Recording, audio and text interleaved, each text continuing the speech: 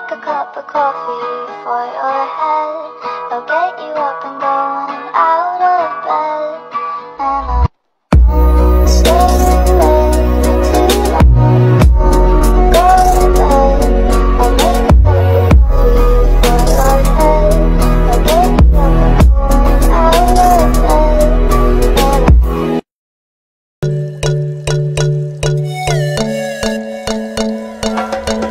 Tell me why you're hurting, dear. You don't gotta hide your tears. I only wanna hold you near, so you can put all your weakness on me. This time, you don't even have to try. I'm here to walk you through this life.